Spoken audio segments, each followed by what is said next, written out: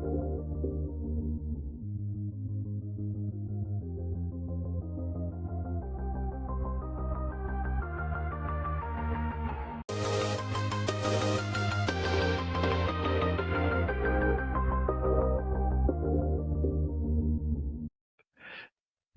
there, everyone. This is Top Pins with Twins, Luke here, and we are back with another episode.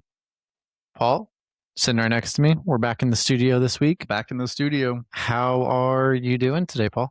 I'm doing good. Doing very well. It's honestly really exciting to be back here with you. It's kind of been, a busy holiday season and then kind of settling back in after a lot of different things. I've been sick. I'm recovering. I'm still going to be coughing a little bit, sadly, for the pod. So apologies to everyone. But no, it feels really good to be back in the lab with you, and we're going to be cooking up some very legal things, But also very filthy as well, right? That's the whole point of what we're doing today. What we're going to talk about is where we see the FPL template going. What that means is we're going to sit down and predict roughly the players we think that are going to become more popular over the next, let's say, 2 to 8 to 10 game weeks, right? Who can we get in early now and get them when they're lowly owned and really help us shoot up those ranks, while also, going with safer bets, like players that we think are very potentially reliable in the long run. Yeah, the barest way is we're just going to try to define the FPL template going forward. Yes. Yep. And exactly. I think we're gonna hit it spot on, but that's just me. Oh well, don't we every week? I mean, there's nothing new there, Paul. That's why the listeners. That's why the listeners come back every week. So I agree. Yeah. I agree with you. I mean, I if you go back through our podcast, I mean, are there any misses? No. For me, it's just timing. I'm always right, but might not be the right time. I would say, Luke, that you're always accurate but not precise. Yeah, that's probably my biggest fallacy there. So yeah, but let's before we kind of dive into the FPL template going forward, let's kind of give everybody kind of a temperature check on where our teams are at. Give an idea of what we're kind of thinking about that, but go ahead and tell everybody about your previous game week. I ended up on 46 points, which gives me a slight green arrow, which I'll take at this point because it's been a rough go of it lately. I, only had 3 players in my starting 11 get benched this week. So managing a green arrow with that, I'll take it. I did so happen to put 29 points on my bench. And that would have absolutely changed my game week because you could have had a massive green arrow. I started Nico O'Reilly, who got benched, and subs on for an immediate yellow card, so he gets a -1. And I had Dorgu, who scored a goal, got all 3 bonus on a 15-pointer on my bench too, right? Yeah, and then I have Tarkowski on my bench, and I had Lamens on my bench as well. So all around, I'll take the green arrow, but not happy with what I benched. And frankly, I didn't expect Manchester United to beat City 3-0, 2-0. It was, I think it was 2. I did not expect that. That was a surprise result to me. And looking back on it, I wish I would have had a different thought process because I didn't question that at all going into the deadline. Well, like I really don't think that like you were wrong for thinking that. I mean, I think everybody kind of expected. I think we all kind of thought City was back on the come up over the last couple of weeks. I mean, they brought in Semenyo, they have Gahey now, and then they've had some really good results against Exeter, I think, and then also the week before. I mean, they've kind of had some draws in Premier League, but like I think the momentum was starting to build a little bit, and then over the past week and a half, it's just been like blown out of the water. This feels like we were texting about this a little bit before the pod, but it feels like City are in a place where this is just going to be a hard reset for them, where They brought in like a couple new players, like you talked about. Figuring out how Pep plays, it takes players a long time. But I mean, Semenyo he ran. He was That's the sprinting thing. from the start, you know? That's the thing. But you still expect for that learning curve to kick in Yeah. because Pep's going to start molding them into playing the way that he wants to play and fitting his system. So maybe what we're seeing now is him doing that. Or like maybe these are part of those growing pains that they're going to have to go through. And usually it takes 6 months to a year before a player really beds in, Mhm. understands the system, and can have a real impact for them. So we'll keep an eye on that FPL wise. Gahey could be a really good option. He's priced at 5.3, I believe. I think I he's think risen so, that yeah, I high. think that's correct. And it looks like he's going to be their left sided center back in almost every match they play, is how I'm picturing it. He's truthfully their most reliable, and I think only capable center back to compete at the level that Pep wants his center backs to I be mean, you playing would at. say he's probably gonna start against Wolves this weekend, right? Yeah. Yeah, I would You say would so. think that he's gonna instantly go into the team. I mean, they've been playing, one of their younger center backs, maybe from their I don't know if he's from their academy, where they got him, but Mhm. he has been put in a very uncomfortable I situation. think his name's Max Elaine, if I'm wrong on that, Yeah, but I don't know his name, but he started out, he was from their academy system, then he was on loan, and then they recalled him a couple weeks ago. I guess it was a couple yeah, weeks ago and now. just so all the listeners know, we are recording this, Tuesday afternoon, so we are Yes. looking at it with the view of knowing that City just lost to Bordeaux Glint. There you go. Yeah. Maybe I said it right, I don't know. You got But, him. they lost to them pretty resoundingly today, 3-1 with a red card to Rodri. I think it was 2 yellows accumulation. But, things are a little dicey in Manchester right now. Here's the thing. Bodo Glint's actually a really good side in a champ. They were good last year too. They are the stereotypical side where you play them at home and you feel great about that fixture, but you play them away. They're high up in Norway where the temperature is miserable, Yeah, right? near Like the it's Arctic Circle, right? near the Arctic Circle. There's probably snow. I didn't see the highlights yet from cities today, but there's probably snow everywhere. It's just one of those places where it's a really tight pitch too. Like the pitch is very compressed, so there's not a lot of space to operate in, which favors them because they can press, they can use their energy in a way that a wider pitch wouldn't allow. Yeah. So, that while a lot of people might be surprised by that result, I'm not shocked.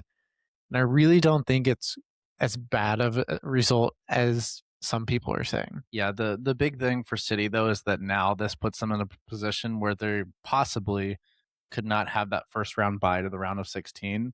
I haven't looked at the table since all the games played out, but that could Hmm. be really important Premier League wise too, because it's going to be an extra game on their schedule that they're Yes. going to have to play, Important note and it's going to there. be high intensity fixture too. I mean, with Champions League knockout, so And here's another thing that at this point, Spurs are anti FPL assets for how we can view them, but they're sitting fourth in the Champions League table right now.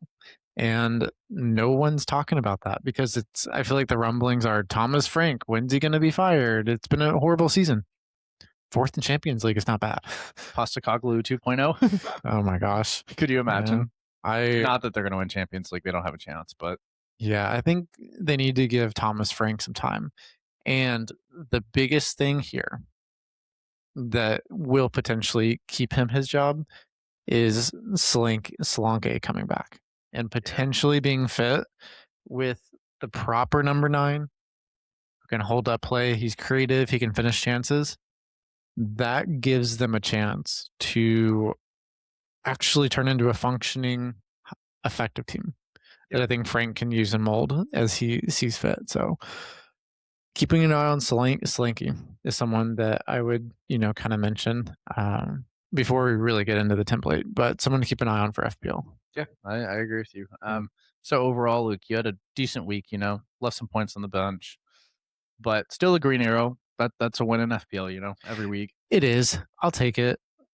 And from there, looking to roll a transfer again into next week because real fast before we get into your team, Paul, I have a lot of picks in my team that I would happily get rid of right now, but there's a fixture switch that happens going into game week 24 that I really think we need to take advantage of.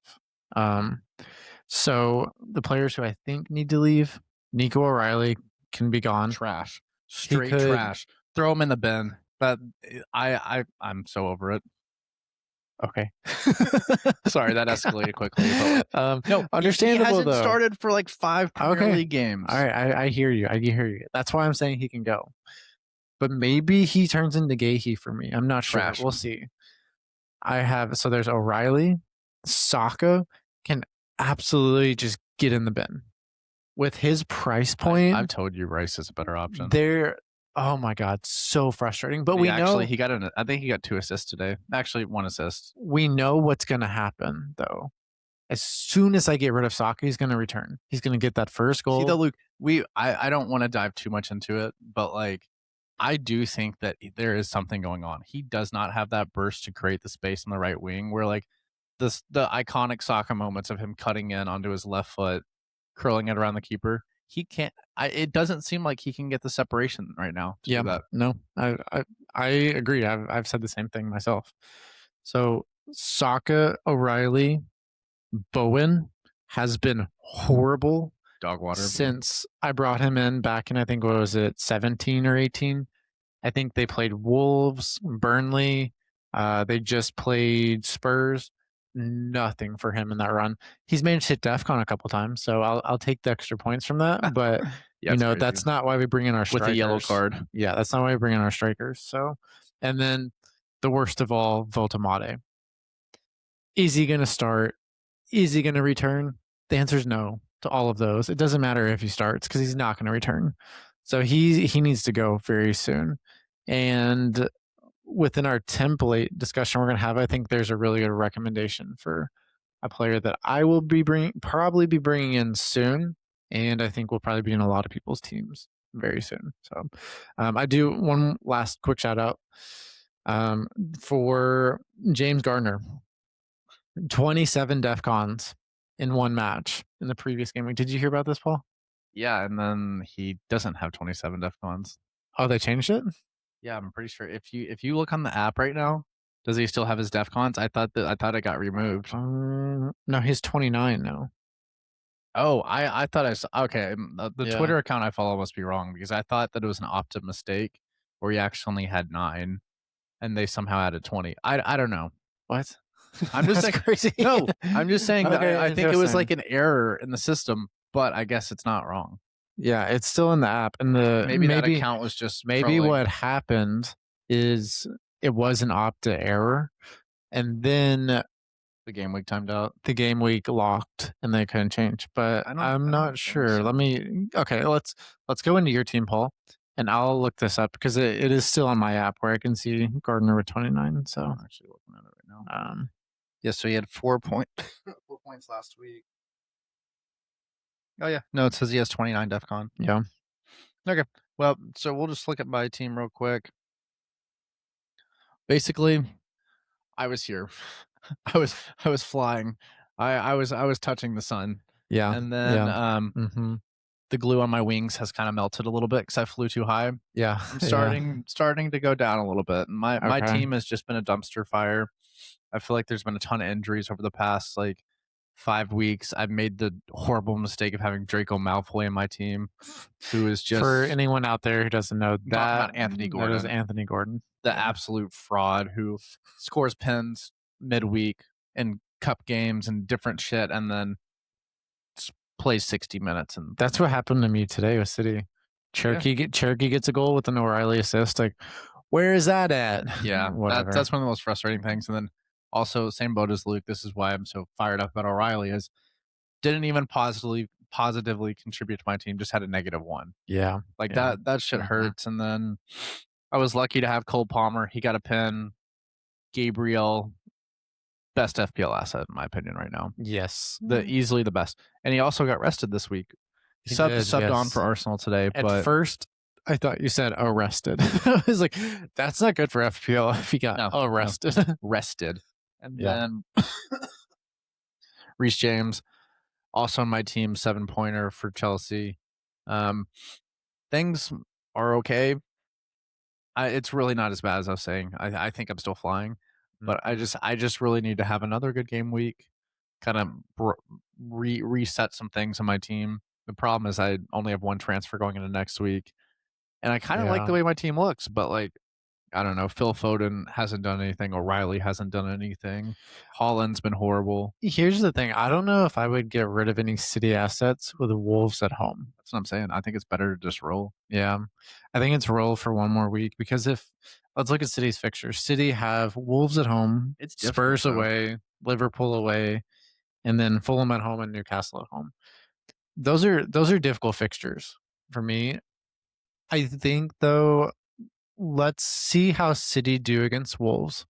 Wolves have been much better lately, and there's more momentum there. I mean, I don't see Wolves not getting relegated. I just don't think there's a world in which that can happen where they stay up. But this will be a good test to see how City respond to how things have been going for them lately. And if they put in a good performance, maybe we'd be more inclined to keep our City assets. Who knows? I mean, I think in my mind it's probably this weekend, and then I'll move on. I think a City triple up is probably extreme at this point, Yeah. but Mhm. I also do think there's a certain way you could play FPL right now, where if you get Gahey, Semenyo, and Holland, if we see all three of them playing consistent minutes, that could be a really good triple up to have moving forward because we know that all three of those assets can do anything on any given week. You know, Yeah, they can. I think that with Semenyo and Gahey, I see some concerns about their FPL viability by being at City. The main ones being Semenyo, his pins are now gone. That's always going to be Holland. Semenyo's not going to take those from him. And we have to see how Semenyo adapts to playing in a bit more of a rigid style where he's not breaking against a retreating defense the way he yeah, was at yeah, Bournemouth. you're exactly right. On and for Gahey, my concern there is that I do feel like Holland's usually going to be the target on set pieces. He's not necessarily going to be that. Although I don't know if he was necessarily always the target for Crystal Palace on set pieces. So, Yeah, I mean, yeah, you yeah, look at a couple of goals Gahey scored this season for Palace. I mean, hmm there's some goals that he's created himself. yeah. No, Like some he's an immensely talented center back. Like, some absolute worldies that an attacker would be proud of. oh no, for sure. Yeah, I yeah, think there was the who was it? He scored that curler. Was it against Villa early in the season? I feel like maybe it was Villa. I can't I feel like that was remember. at Villa Park, but I don't know. City did that. That is great business by them to sign Gahey for 20 million. I know that they're paying a lot for wages, but like great signing. He's going to be Yeah, a I staple of agree. that team over the next like 4 or 5 years. Yeah, for sure, for But sure. yeah, let's why don't we just jump into the FPL template, Luke? Sure. Yeah. What And we're gonna do with this is Paul has built a wild card that he thinks. Well, sorry, I he think think. Oof, rough. one English of is those difficult, days. but he's built a wild card that he thinks will be the template or a template that we might see the FPL community building to over the next couple of weeks. So, with that, I will hand it over to Paul, and we'll get started. All right. So we're going to start from the back and go forward. I think the mainstay goalkeeper, which this could be reassessed a little bit because apparently there is Jack Grealish injury concerns now. Yes. Yep. And I Could be think, out for a couple months, maybe, yeah, that's what I was saying. which could decrease Everton assets at this point because he just offers a lot of control for them, you know? Relieves a lot of pressure off the back Yeah. line. Hmm. But goalkeeper I would pick, or I think that will be picked a lot, is Jordan Pickford. Yeah. Somebody Yeah. that consistently season on season just performs, you know? Yeah. The Everton Yeah. defense is I don't know exactly where they fall in clean sheets compared to other I know Arsenal's probably leading the league in clean sheets right now, but Everton just Pickford always turns up with those clean sheets. He has the ability to make saves, get on bonus Hmm. points, just all around a great pick. I also have Debraka as the second goalkeeper just cuz you know I want to keep the budget low there and he's Yeah. somebody that's starting. Hmm. Just rationale there. And then in the defense, I have Gabriel Mikalenko, another Everton asset, and then also Timber. Reece James, who's interchangeable for Chalba. I think that one or two. Chalba's probably more consistent. Reece James, he could be rotated in any game. You never really know. And then Mukulele for just budget right there. Okay. So my initial thoughts on that, I know it's kind of difficult with the price tag. I think Tarkowski is he's the Yeah, defensive buy at Everton that I would advocate for if you're going to go with an Everton defender. Um, an Everton double up along with the Arsenal double up, I really like it. yeah, I think it's a good path forward. I think there will be clean sheets. Everton, I'm not nearly as in my mind as locked in that the clean sheet will happen every yeah, week. yeah, But Arsenal, I mean, I give them this is just my hypothetical back of the napkin math. I give them like a 75% of a clean sheet every week, yeah. regardless of the opponent and just how they play, right? They're so solid at the back that usually it takes a mistake for them to concede. Or something crazy, Yeah. just like a Mhm. out of the world experience to Yes. give us a goal. UFOs invade. Gabriel gets confused and they concede. That's about it. Honestly. So jump to the midfield.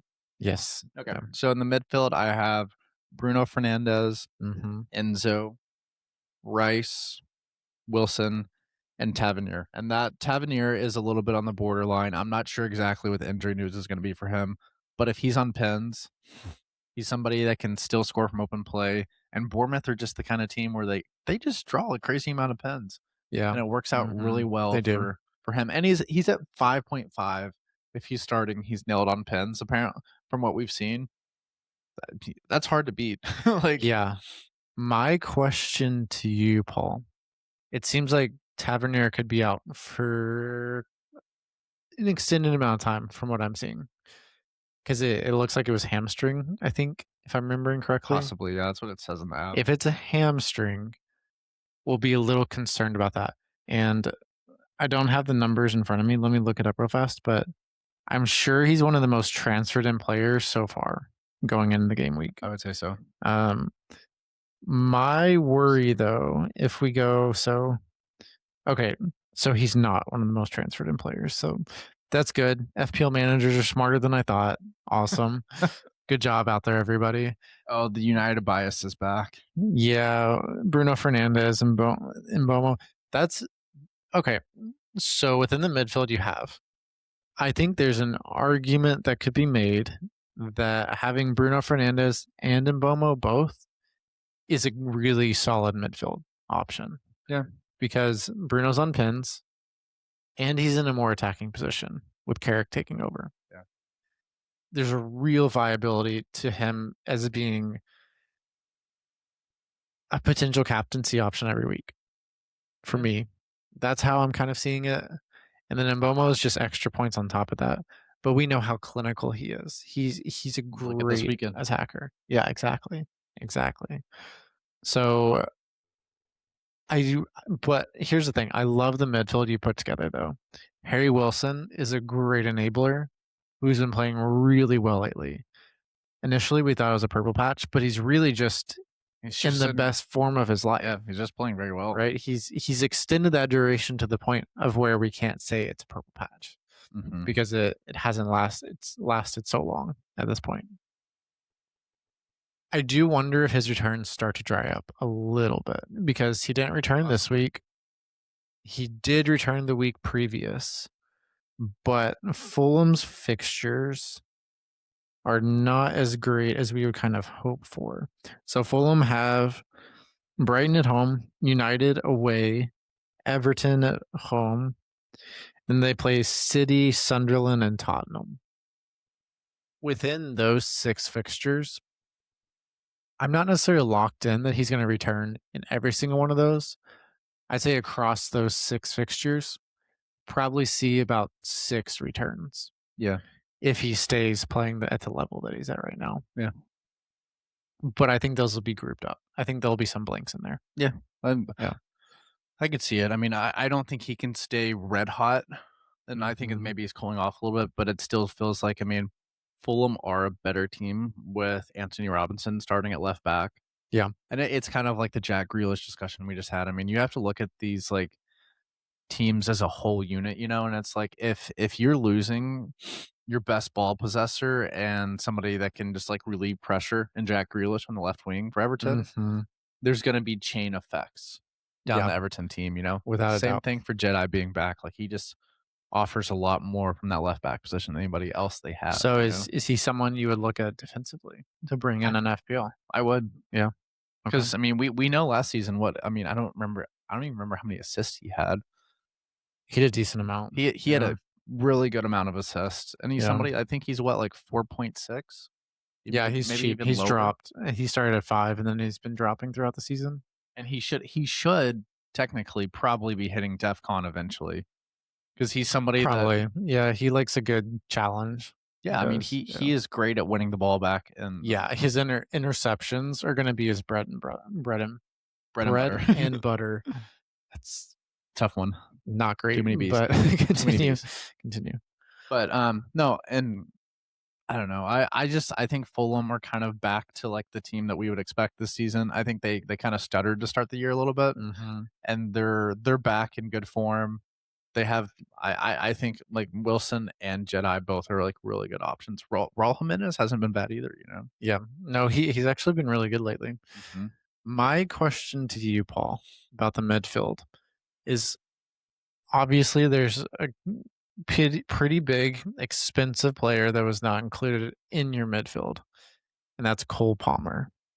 He's currently in your team.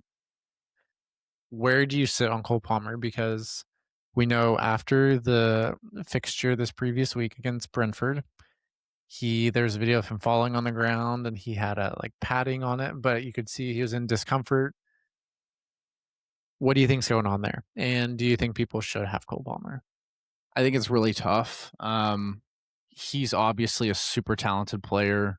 At his peak, probably one of the best FPL assets in the whole game. Like whenever Cole Palmer's firing and he's playing a full 90 minutes, that's somebody that you want in your team. I Mhm. just don't know if this season's it for him. I mean, because I mean, Yeah, like I said, yeah, he's in my team, but the injury concerns and like it's pretty clear that Chelsea now are going to run this business model from a perspective where they want return for their assets and they're going to rest players. They're not going to push players because they want people to be healthy. And obviously, like players have to play to like raise their value and put out good performances. But I don't think they're going to be risking him. So it's a question of minutes at this point, and it wouldn't surprise me this weekend if he's rested. If he yeah. if Me he neither. plays if he Yeah, plays midweek, I would be shocked. Hopefully they're just going to go every other weekend, and he stays in the Premier League rotation. If he's playing even like 75 minutes a game, I would pick him over Enzo yeah. Me too. Me too. easily. Me too. But if let's say there's a road game like next weekend, if Cole Palmer doesn't play, Enzo's on pins, Yeah, and that raises his value so much more. And he's been a great FPL asset this season, but I don't know. I think if he can prove that he's healthy, he should be in everybody's team. But I don't know if he's going to be able to prove that this season. I agree. I think it's very similar to Saka, where as FPL managers, we have these biases towards players that have returned in the past because we have Yeah, that track record. We think we can trust them because they have returned in the past. But Cole Palmer, I want to have him in my team, but he feels too dangerous for me to bring in at his price point because he bringing him in is going to change the entire dynamic of what my team would look like. yeah, that's a lot of So budget to allocate. it is, and I think like we'll talk about here in a second. There's a Chelsea option that I think might be better than Cole Palmer and better than Enzo. He's also in my team. That I think we all need to be thinking about at this point. So sounds like that's a great segue. Let's talk about the forwards that you have in that team. So as you were saying, Ja Pedro is going to be Yep. in this team. Yep. Holland, which I think 6 weeks ago it would have been crazy to say, hey, I'm going to take Holland out of my team. If things keep going at this pace, I don't think it's insane to say, hey, I'm playing FPL without Holland. I I don't think know, it's Luke. insane. I think I it's do. insane, and but like think if you took Holland out 6 weeks ago, 5 weeks ago, whatever it is, and you had say Tiago, who else has been returning? Ekatike had moments, I guess, in that run. Mhm. Who else has been performing? Calvert-Lewin's been really good in that Yeah, if you stretch. had Calvert-Lewin instead and you redistribute those funds through your team, Yeah. good God, you're Yeah. probably looking really good right now. But it is crazy. It is crazy. And the reason why is I'm sure a lot of us started out with Holland either in game week 1 or by game week 5. And he's risen many times since then. I Let think me he's see. up to 15 million now. I think it's 15.2. 15.2, let's Oh, see. right now. He's currently at 15.1 with 74% ownership. That is something that we need to keep in mind because if you sell him, while you will make more money back, if you have to go and buy him, let's be honest, he could score 3 goals, 4 goals, 5 goals against Wolves this weekend. Possibly. It would not surprise me if he did. If he does that, they're going to be a million transfers in for him before that next game week. Yeah. And his price will go up 2 or 3 times. So not only are you losing that money that you sold, but then you're buying him back at an even higher price point. Yeah. So I you're agree playing with a you. very dangerous game if you get rid of Holland, and I would not advise that for anyone listening. Yeah. No, I'm not saying you should take Holland out of your team. I'm just The saying that there was a world where people were successful and took him out 5 weeks ago. the territory that we're now in, I think that I feel okay with is he's not a permanent captain. Is where I think we're at. This upcoming game week kind of squashes that because Wolves at home is probably the best fixture that they'll have all season. And you could easily argue that. So I also do believe that Pep will roll out a very strong starting 11 because they've been floundering the last couple games I mean, if you and look they need the 3 points. honestly, it's not going to surprise me this weekend. I mean, let's see. I'm going to confirm City's starting lineup for their fixture today, but if we saw let's see. Hold up. So basically they started El Nori at right back. That's interesting. And then O'Reilly at left back, who got an assist. Reinders, Foden, who got subbed out at 70, Lewis, Holland, Cherky, Rodri. It's just it's tough because I mean Semenyo didn't start, so Turkey could be a rotation risk, and then also Lovely. Foden could be a rotation risk this weekend against the best fixture of, like you said, of their season. Yeah. O'Reilly may not play. He played a full 90. Like The I just don't know what Pep's gonna do. the thing about Pep is we cannot predict him. But to anyone who watches City, you hear this across the board. Cherokee looks like their best player when he goes on the pitch. Mhm. He's their most creative, and he's been more clinical than pretty much anyone else as of late. Yes, Why are you benching your most creative player when your goal scorer isn't getting chances because or touches? there's something there that Pep either It makes zero there's an sense. injury in the background that we don't know about. There's some kind of concern, or there's something that Pep is really working with him on, and he's not getting him to that point as of right now. Which is crazy because you're right. He arguably has been City's best player Yep. over the past Mhm. probably 10 weeks. Kind of took over the reins from Foden whenever Foden had his purple patch. Yeah. Then kind of fed into Cherokee from there. So we'll have to see how the next couple of weeks evolve. But in my mind, I still think Cherokee's the best pick for the reason I just said that he's their most creative player and he has been finishing chances. So if you're going to go to a Man City asset, my advice for the upcoming game week, going to game week 23, if you have a City midfielder, don't move off of them. Stay with what you have for this upcoming game week. Don't do a lateral move because we don't know who's going to start. Yeah, at that point you're Stick with wasting a what you transfer. have. Stay there because if I look at the top transfers out for this week, 3 of the top 4 are Foden, Gahey, and Cherokee. So that's 3 City assets that are playing Wolves at home next week that are just out the door. Yeah. And I think there are going to be a lot of FPL managers that regret that decision because, like I said, Wolves is probably the best fixture you can have. So if you're on the fence of getting rid of City assets, just step back from the ledge a little bit. Yeah. Don't jump. But another fair point to bring up, Luke, is that the Premier League fixtures do get tough after the Yeah, Wolves at home. And so we could see a mass exodus from City assets. Like Foden will probably drop at a certain point following that week after Wolves, unless he has a good performance. Turkey probably could. Like you're probably going to see some values go down there from City assets. Yeah, and I think that's perfectly fine.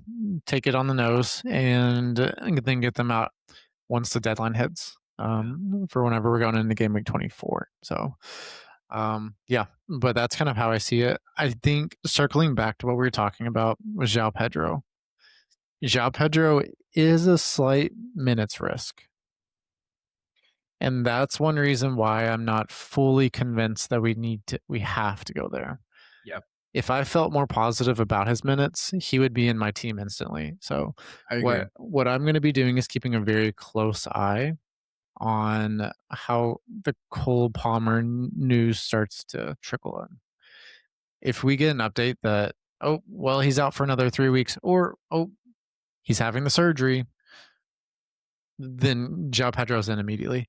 And that opens the door for Delap to become a very good option in my mind. Yeah. Because I think we see João Pedro potentially slide into more of that 10 role and Delap playing the 9.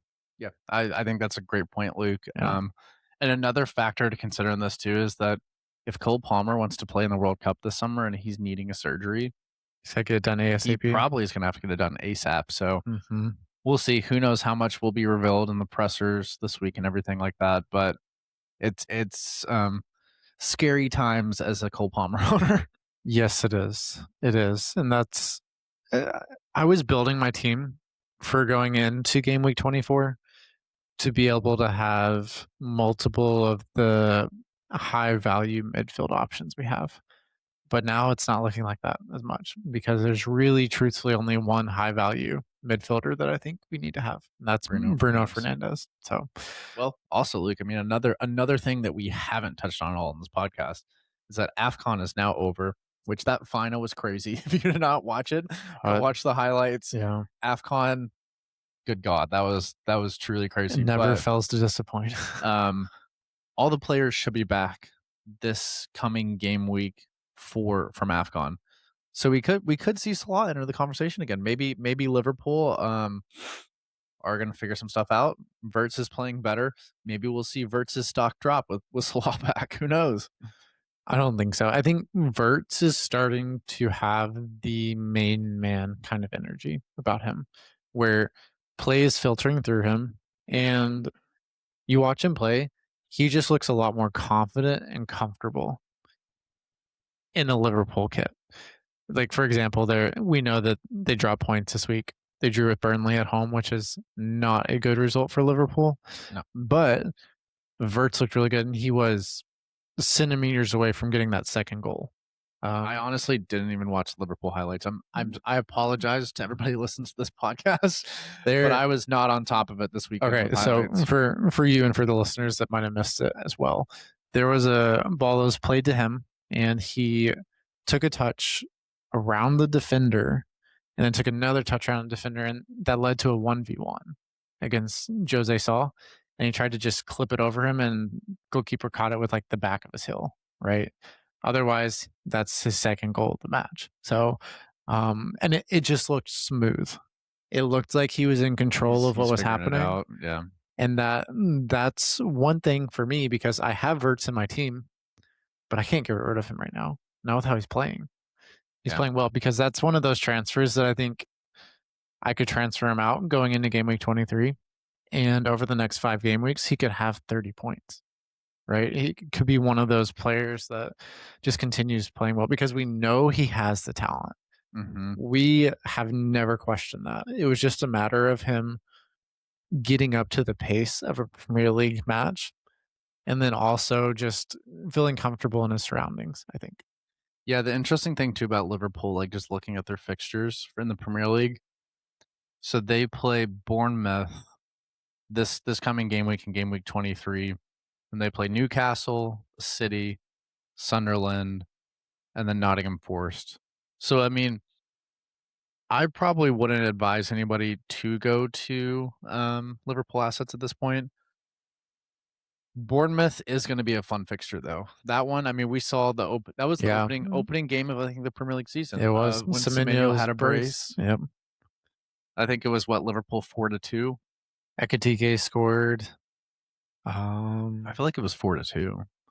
I think it was high scoring. Yeah, I think there were a lot of goals in that game. But let's see what happens to the Liverpool team with Salah back, kind of how all the pieces fit back in place and everything like that. Because um, the fixtures are difficult over the next three, I'd say. But I think kind of it lightens up a little bit after that. So maybe Liverpool will be back in the picture. You know. Yeah, yeah. I wouldn't be. We know they'll be around. It's just a matter of are they investable. I think investable, I should say. My thing is, I kind of feel bad for Ekatike owners. This was a prime time to have him, and you know, he was getting goals earlier on, and then the bandwagon started to form. And as soon as the bandwagon kicked off, he stopped returning. Decimation. And I think it was just really unfortunate. Like he picked up that injury, and then he has good underlying numbers. It's just the returns didn't follow. So if you went there, it's just one of those cases of bad luck in FPL. And I firmly believe I've had very bad luck this season. Hmm. So I feel anyone's pain out there. Yeah, I understand. I agree with you, Luke. Yeah. Just want to check something real quick. But yeah, and who would you say? So I mean, we've discussed João Pedro up top, possibly Delap Hmm. if there's Cole Palmer news out there and everything. We know Holland's basically, but we know Holland's basically going to be part of that front three for almost everybody. Yeah. Who do you think is the third slot? For a forward, Yes. I think it's Creepy Jr. Oh, I would say Tiago.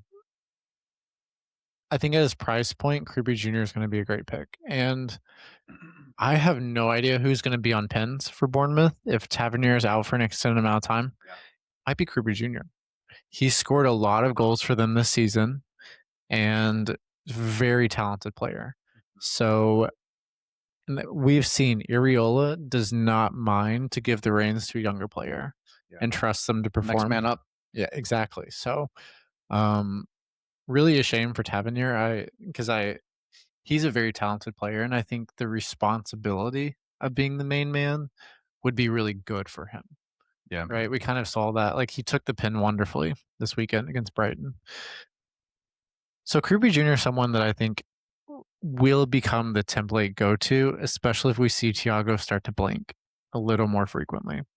Which may not happen though. It may not, He's right? And that's why we're predicting out, right? It's he's hard to in say what will happen, but I think Creepy Jr. will become a much more popular pick as we go forward. So someone to keep an eye on there. He's at a great price point. Let me see exactly what he's at. He is currently priced at 4.6 million. That is great value for me. They have Liverpool at home this week, and then it goes Wolves away and Villa at home. Those are good fixtures for goals. They are. And it's just a question of the supporting cast for me. If Bournemouth will be able to rally the troops with another injury and then Semenyo leaving, Tyler Adams is injured as well. There's a lot of things that are going against Bournemouth at the moment, but someone to keep an eye on for me. Yeah.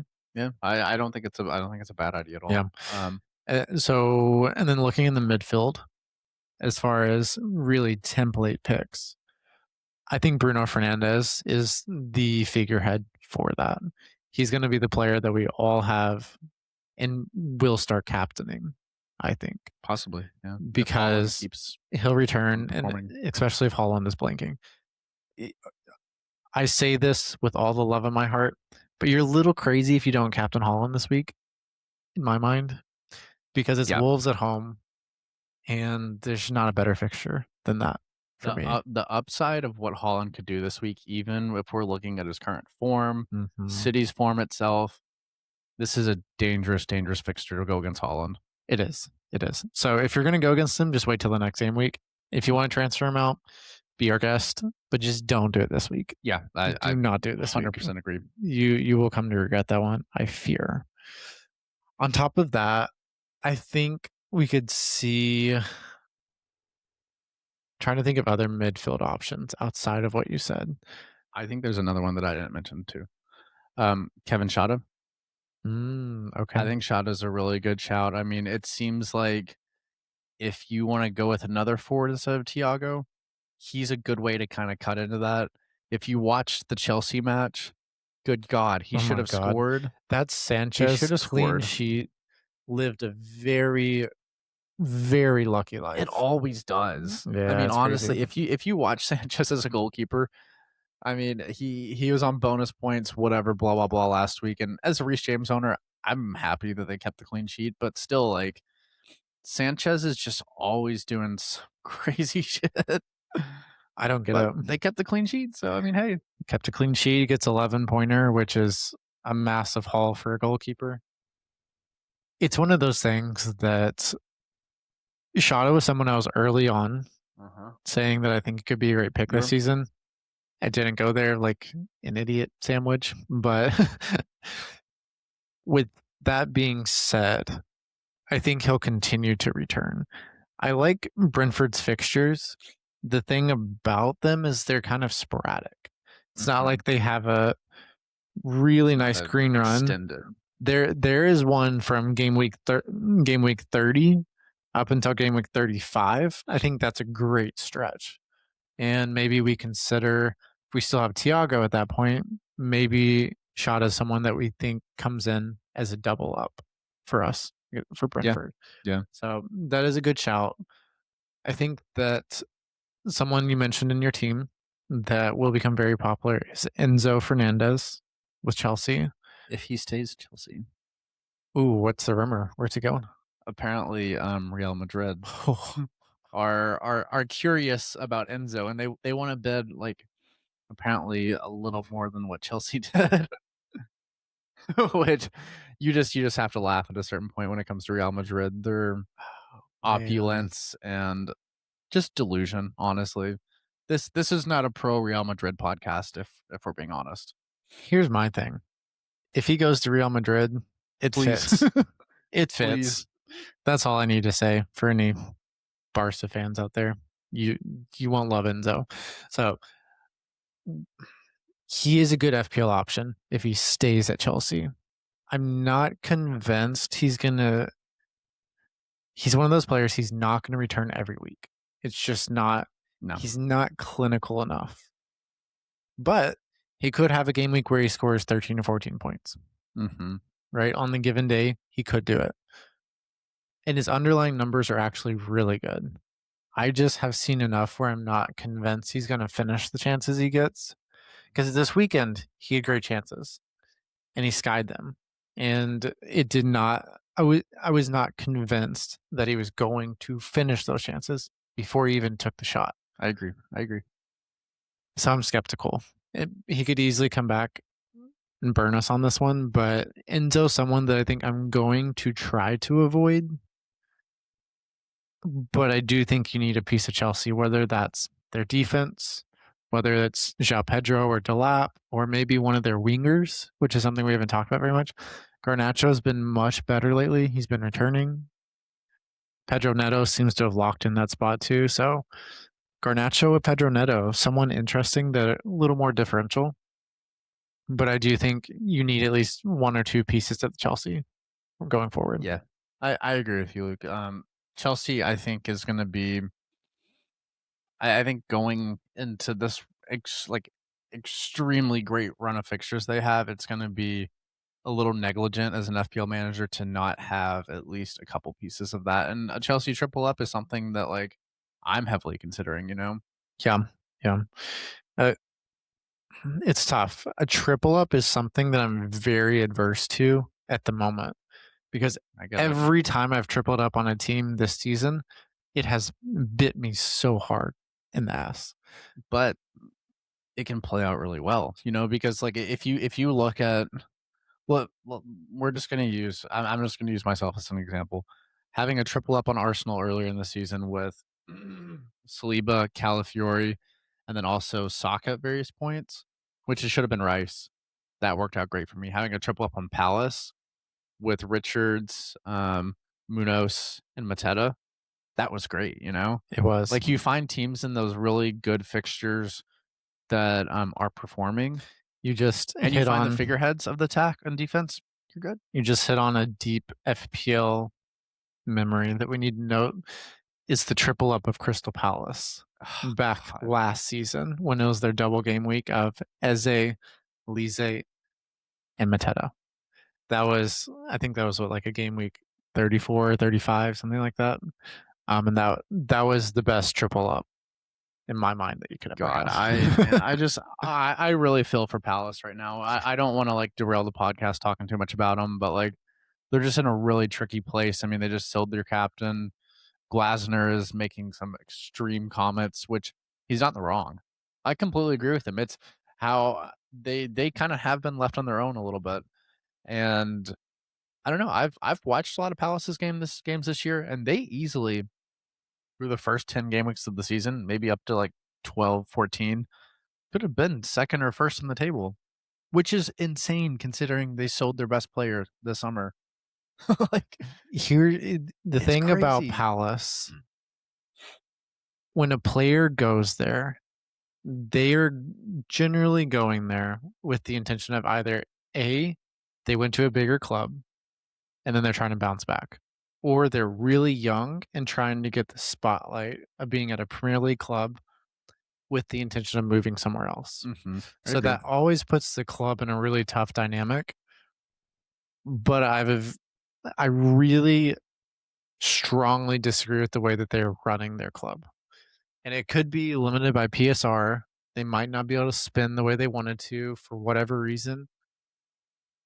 But when you have momentum as a club and you get to this point where you yourself stall out your momentum, they're gonna be feeling those effects for years to come. I mean, I don't think there's not a debate for this. That Palace will stay up this season. They'll be fine. They've already put themselves in a good position. I'm not really worried about them for the rest of the season.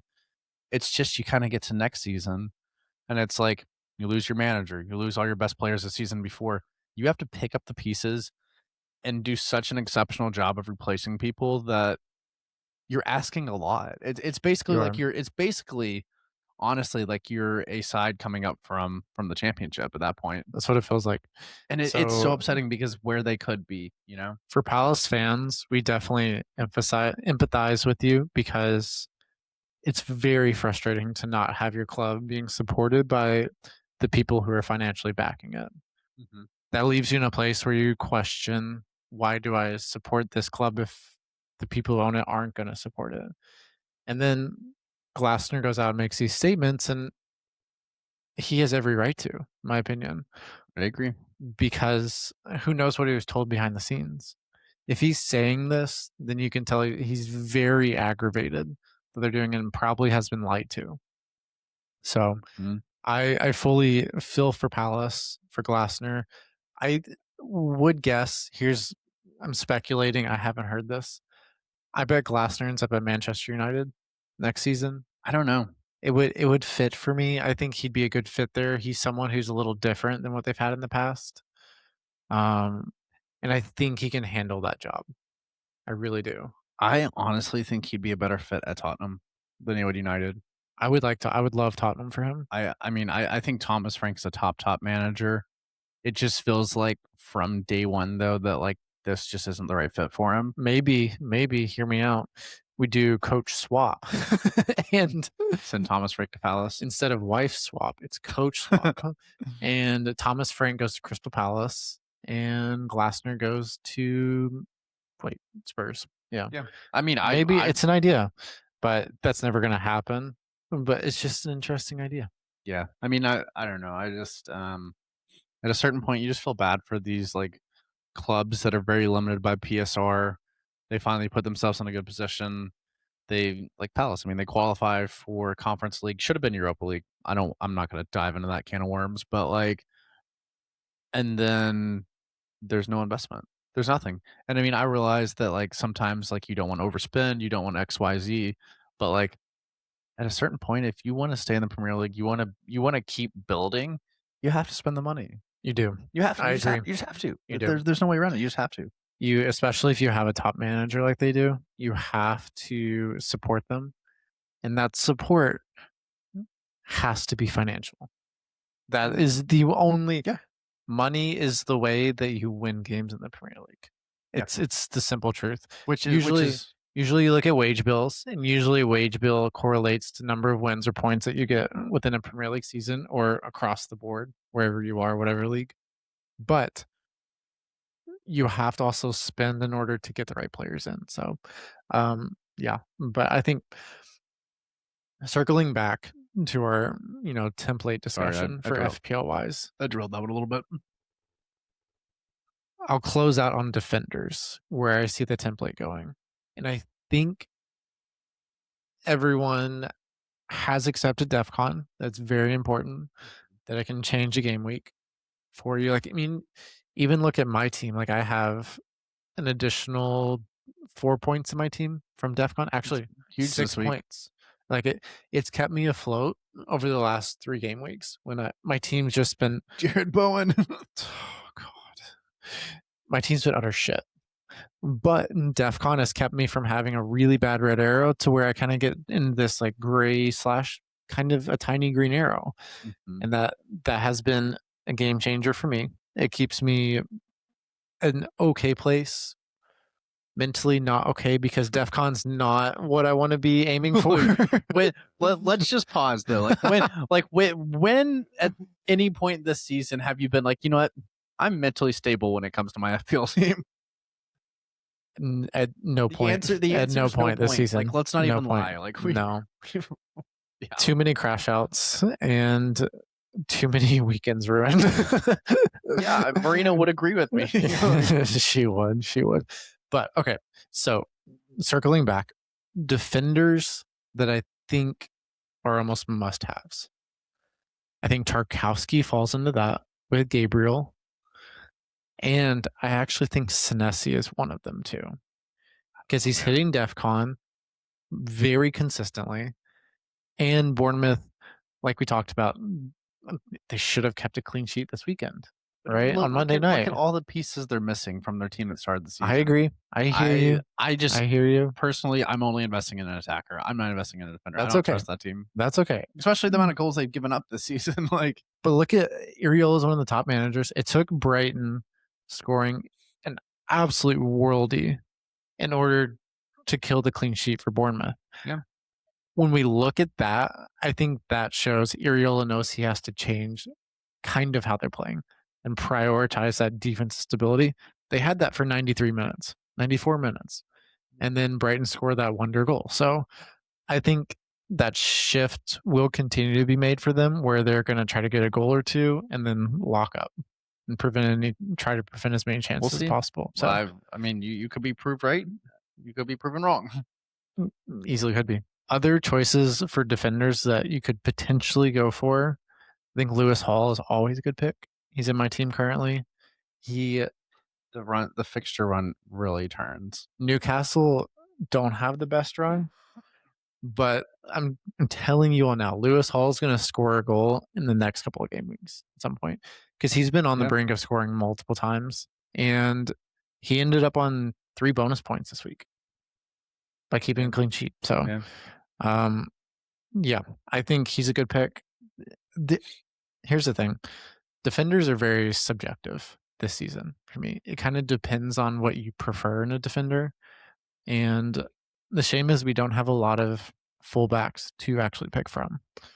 Mm-hmm. So that has kind of limited the pool of available options for us. So that's why I'm kind of pushing DEFCON here because I think that is more reliable than going for those fullbacks. So yeah. So Luke, what I'm going to add to that though is that I still think, and like I said in the template team that I talked about earlier, I think double Arsenal defense, like owning Yeah. Gabriel and Timber. If you Agreed. can get to those price points, owning both of them for the rest of the season, I think is a great recipe to have just honestly banked points from the clean sheets and also returns from both of them. I mean, Timber had an assist again Yep. today. Mm-hmm. Arsenal didn't keep a clean sheet against Inter Milan, but like that's a very good European side that they Yeah, faced and that's a beat on the tough road, fixture. you know? That's a very tough fixture. Yeah. But I think that's a good blueprint. I think Chelsea defenders going forward over the next 4 to 5 game weeks are really good. From my perspective, I would advise Chalobah over Reece James, but if you feel confident in Reece James, I say go for it. But there's just a bit of inherent risk with him. There for sure is. There for sure is. But I can't help it. You know, sometimes I just pick players that Sure. I just enjoy watching. And Reece James is one of those players that like he's just a really good footballer, man. It's He's about just the good. it's about the vibes. And Sometimes it's only about the he vibes. Reece James is a vibey player. Yeah. Definitely is to Yeah, have an there's no doubt. FPL. So I think oh gosh, there was one player I almost missed. And I'm glad I just thought about this before we end. So this will be our last note before we close out. I think Morgan Rogers is a great pick in FPL. And I don't know how he didn't return against Everton. Jordan Pickford was a big part of that. Made a couple of wonderful saves to prevent Mhm. Rodgers from scoring, but Rodgers was in great positions the entire game and just wasn't able to find the back of the net. So for me, potentially an opportunity to get in on Morgan Rodgers when he won't be highly transferred in this week because he didn't return. Yeah. Maybe even more transfers out than transfers in. We have seen Villa kind of come back down to earth, which Well, was what we expected. another thing, I don't know what putting my Villa hatred to the side here, but so John McGinn goes down with an injury. Kamara is having surgery. Yep. You're seeing some really vital parts of this Villa team that are going to Mm-hmm. be out. Yep, exactly. Just caveating that with what you're saying. I think Rogers is great. I mean, he could have, you know, 10 players beside him that are just okay, whatever, however you want to Mm-hmm. describe it, and he can still create a goal by himself, you know. Yeah. No, he's He's incredible. just that quality of a player, He's great. but I would just be worried of that, you know. Yep. No, completely agreed. Completely agreed there. So that will bring us to the end of this podcast. It has been a lot of fun. I think we've provided some very insightful data for the listeners to take in there. And it was good to just hang out with you, Paul. So it Yeah, was a lot of it fun. feels good to be back in our Back in the studio. humble studio, Yes. you know. Yes. Yeah, for sure. So we hope that you all really enjoyed the podcast this week. We will be back with you all next week. No guarantees we're here in the studio, but we See. will be back regardless. So best of luck for game week 23. And if you're getting rid of Holland, hide behind the couch. Yeah, don't do it, don't do it. But thanks for listening, guys. We'll see you next week. Bye, everyone.